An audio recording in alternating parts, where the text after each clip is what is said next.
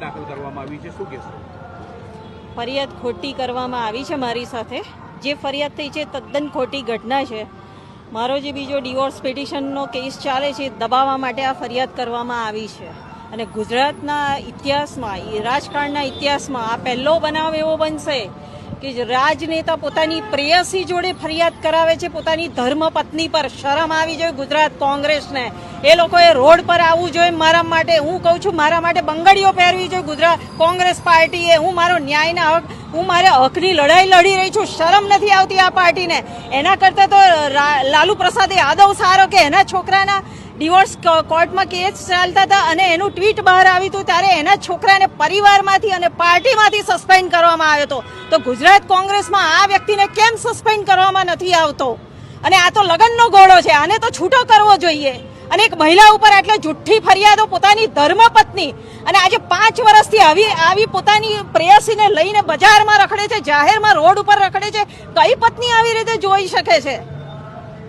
ઘટના શું બની હતી? ઘટના કઈ જ બની નથી. એમાં હું મારું રૂટીન હતું. મારે મિલ્કશેક જોતો, હું લેવા માટે જતી હતી. હું ઇન્ટેન્સથી એવી રીતે ગઈ જ નથી. હું ઉતરું છું, એ લોકો બી આવે છે. હવે મેં તો કીધું નથી એમને કે તમે આવો અને હું આવું છું. કુદરતી જ બનાવ બન્યો છે. અને હું બી લેવા ઉતરું છું, એ બી લેવા ઉતરે છે. એટલે આ મારા હસબન્ડ, મારા પતિ ભરતસિંહ માધવસિંહ સોલંકી મને જોઈને ભાગે છે.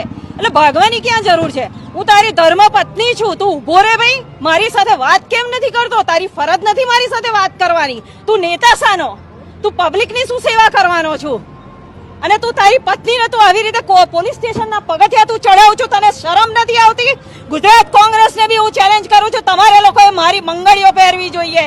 તમે કોઈ બી મારા સમર્થનમાં નથી આયા. અને આ નેતાને હું સસ્પેન્ડ કરવાની માંગ કરું છું.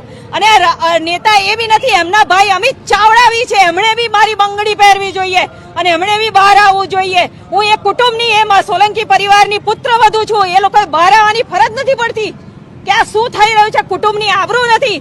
એક ટાઈમના માધવસિંહ સોલંકી ગુજરાતના મુખ્યમંત્રી રહી ચૂક્યા છે. હું એમની પુત્રવધુ છું. એની ઉપર આટલો બધો જુલમ થાય છે, એની પર ખોટી ફરિયાદો થાય છે. ત્યાં સુધી તમે ઘરના લોકો શું કરો છો?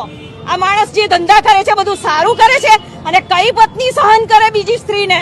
હું મારો હક માંગુ છું. મેં એ છોકરીને એટલું જ કીધું કે બેન, તું આમાંથી મૂવ આઉટ થઈ જા, આ રિલેશનમાંથી. કોઈ તું હવાજ નહીં કાઢું. હું તને છૂટાછેડા આપવાની જ નથી કોઈ બી સંજોગોમાં એને.